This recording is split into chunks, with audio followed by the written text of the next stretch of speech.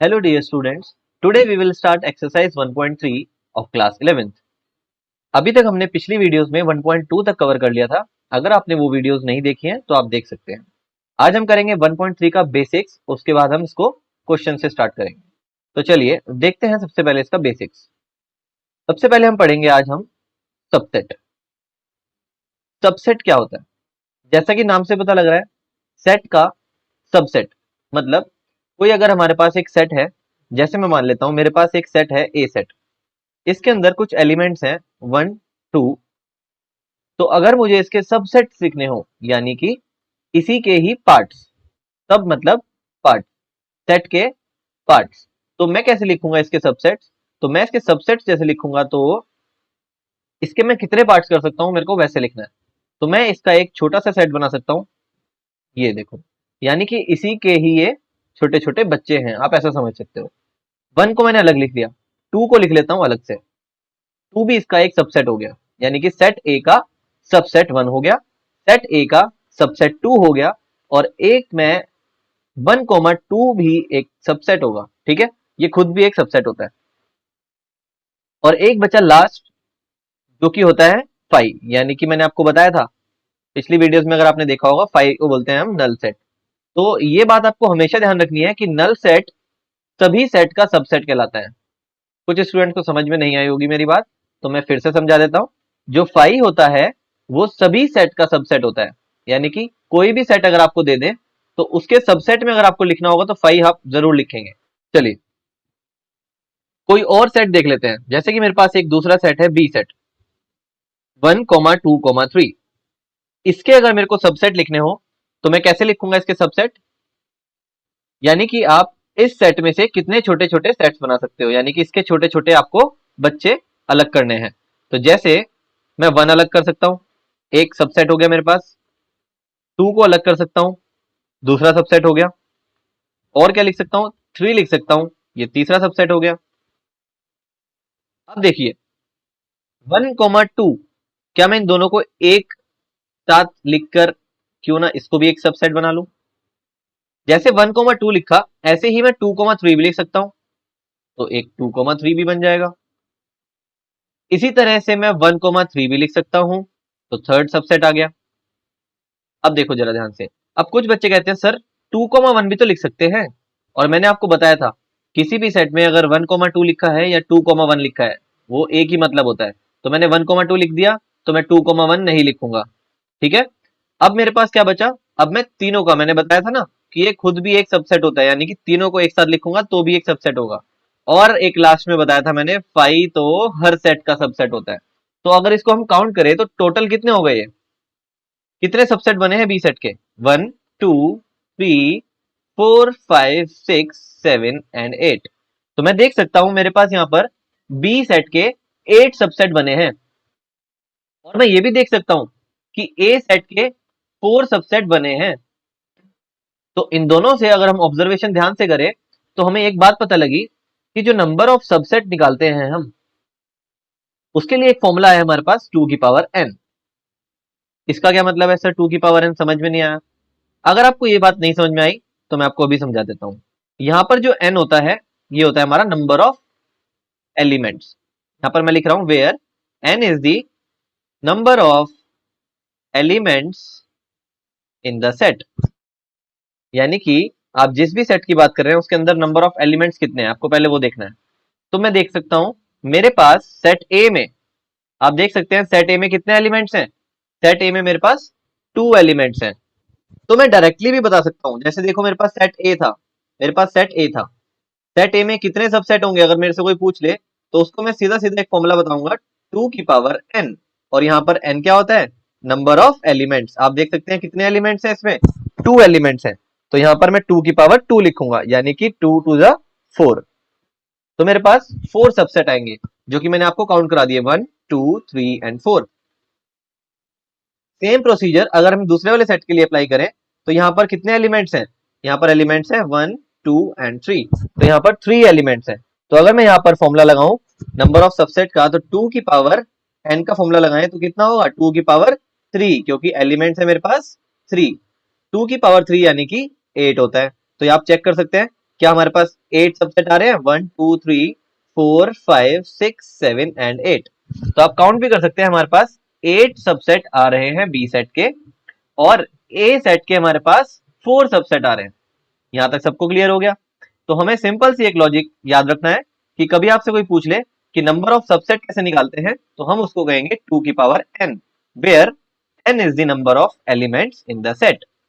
तो एक बात और सुनिए, अगर मैं बात करूं इसकी बी सेट की और बी सेट के सबसेट्स की, ठीक है, तो अगर हम इसकी बात कर रहे हैं, अगर मैं आपसे बोलूं क्या ये इसका सबसेट है या नहीं है, क्या ये इसका सबसेट है या नहीं है? हाँ, हम देख सकते हैं कि 1 जो है इसका सबसेट है। अगर मैं आपसे बोलूं क्या 2 जो है वो इसका सबसेट है या नहीं है? यस, हम यहां पर बोल सकते हैं कि 1 भी सबसेट है इसका और 2 भी इसका सबसेट है। इसी में से ही तो निकाला हुआ एक एलिमेंट है ये, ठीक है। और देखिए, मैं ऐसा भी तो लिख सकता हूं, इस चीज को हम ऐसा भी तो लिख सकते हैं, ये देखिए, देखो 1 2 3 मेरे बी सेट में आ रहा था, यहाँ पर देखो बी सेट में 1 2 3 आ रहा है, तो हमने लिख लिया कि 2 जो है वो सबसेट है बी सेट का, ठीक है। लेकिन अगर मैं बात करूं, बहुत इंपॉर्टेंट बात है ये, 3 जो है ये ब्रेसिस में लिखा है, क्या ये बी सेट का सबसेट है? तो हम कहेंगे यस, ये जो 3 है ये बी का सबसेट है। लेकिन अगर मैं बात करूं, सिर्फ 3 लिख दूं, इसको ब्रेसिस में नहीं लिखूंगा, क्या अब मेरी बात ठीक है? क्या ये 3 बी का सबसेट है? तो यहां पर मेरी बात गलत है, ये 3 जो है वो बी का सबसेट नहीं है। 3 को अगर मैं ब्रेसेस में लिखूंगा, यानी कि ये वाले ब्रैकेट लगाऊंगा, तभी और सिर्फ तभी मैं कह सकता हूं कि ये 3 बी का सबसेट है, क्योंकि सेट हमेशा ब्रैकेट में लिखे जाते हैं, ठीक है। तो अगर मैं 3 को इस तरह से लिखूंगा तब तो मेरी बात ठीक है, अगर मैं नहीं लगाऊंगा ब्रैकेट इस तरह से मेरी बात गलत हो जाएगी। ये सबको समझ में आ गया होगा? चलिए नेक्स्ट टॉपिक देखते हैं, पावर सेट। ये पावर सेट क्या होता है? आप ऐसा समझ सकते हैं, पावर सेट सभी सबसेट का एक कलेक्शन होता है, ठीक है। पावर सेट क्या होता है? Power set is the collection of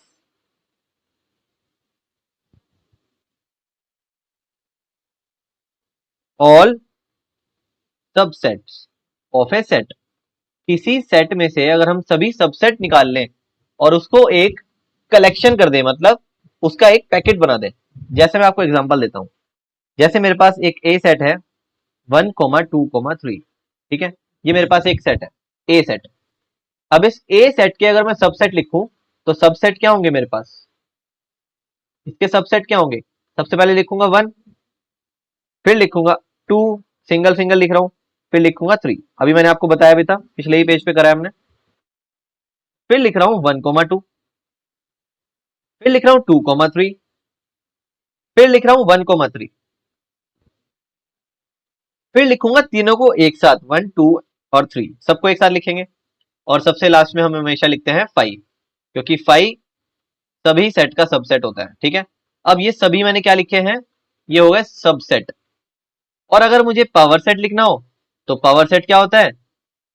power set क्या होता है?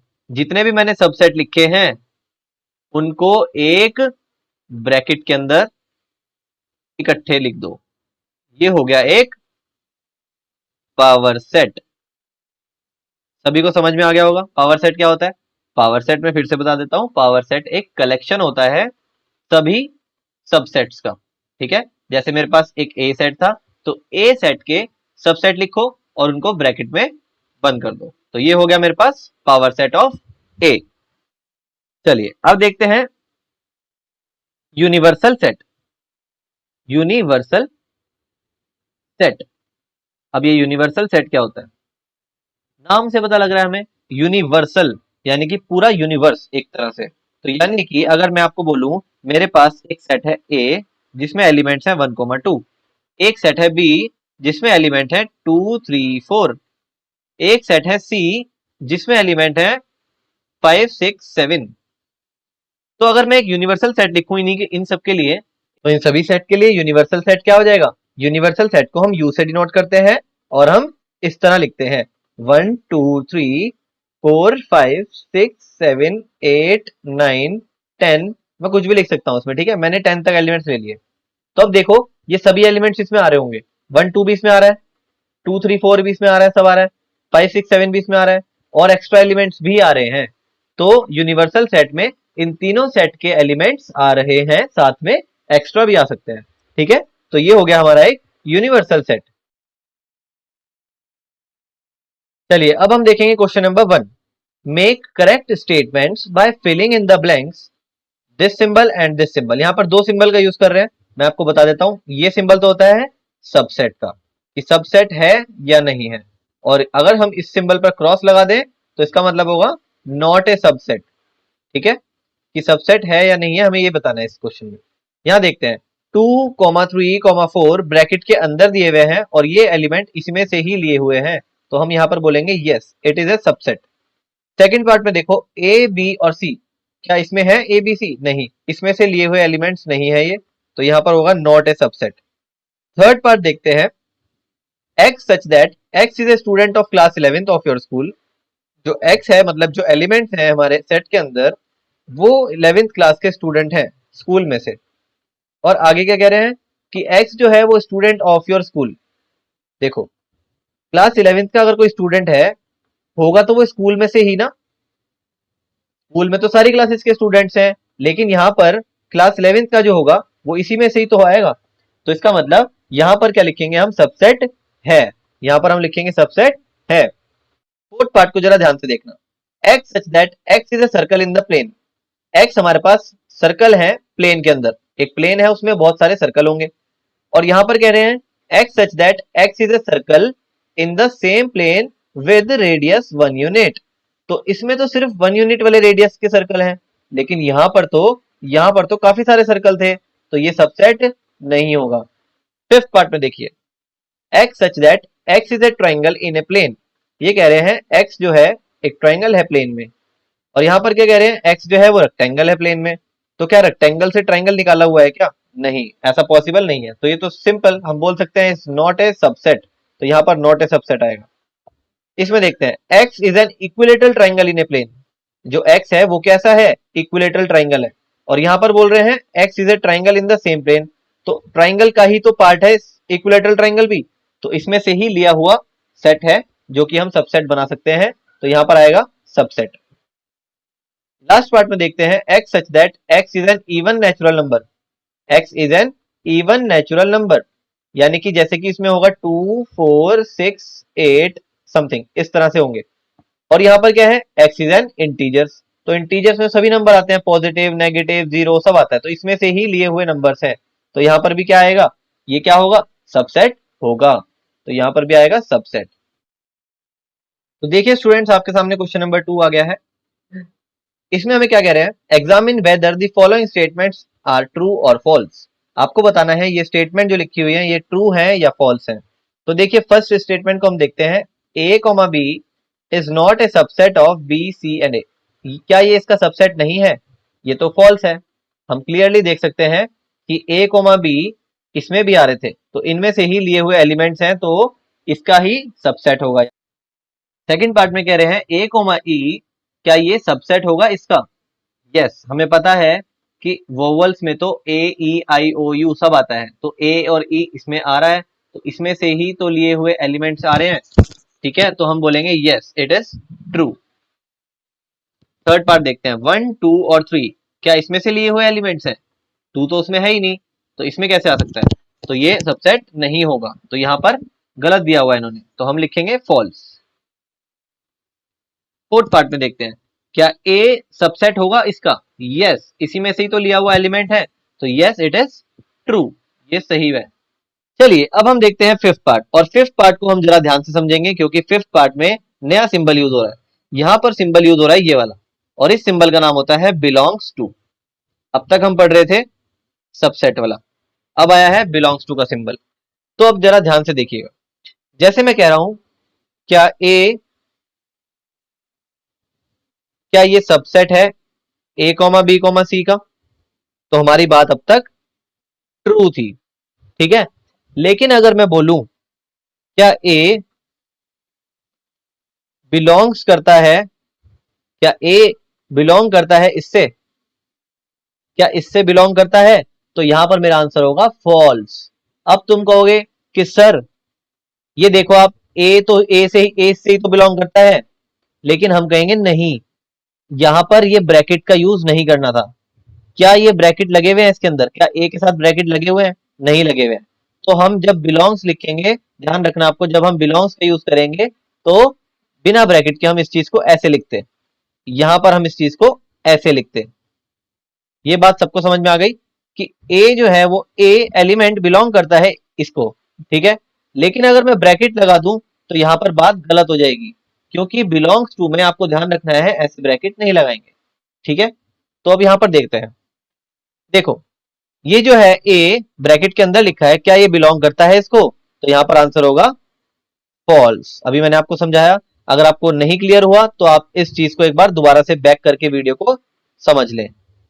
यहां पर देखो लास्ट पार्ट, इसमें कह रहे हैं x such that x is an even natural number less than 6। जो x है वो इवन नेचुरल नंबर है 6 से छोटा, ठीक है। यहां पर मैं लिख लेता हूं, जो x है वो 6 से छोटा इवन नंबर है, तो 2,4 आएगा यहां पर, ठीक है। 6 से छोटा कह रहे हैं तो 6 को नहीं लिखेंगे। आगे देखो, क्या ये इसका सबसेट है? आगे पढ़ो, x such that x is a natural number which divides 36। यहां पर हमें लिखना है वो नेचुरल नंबर जो 36 को डिवाइड करते हैं, यानी कि 1, 2, 3 ये सभी नंबर 36 को डिवाइड करते हैं, और ये नेचुरल नंबर भी लिख रहा हूं मैं। 4 भी डिवाइड करता है, 5 नहीं करता, 6 भी डिवाइड करता है, 9 भी डिवाइड करता है, और 12 भी डिवाइड करता है, और 18 भी, और 36 खुद को भी डिवाइड करता है। तो चेक करो, क्या ये 2,4 इसका सबसेट है? यस, हमारा आंसर होगा ट्रू। आप देख सकते हैं 2 और 4 इसमें आ रहे हैं, तो यस इट इज ट्रू। तो ये हो गया हमारा second question complete. Thank you students for watching this video. अगर आपको वीडियो पसंद आई हो तो आप मेरे चैनल को सब्सक्राइब कर लें, ताकि आपको आने वाली सभी वीडियोस के नोटिफिकेशन मिलते रहे। Thank you.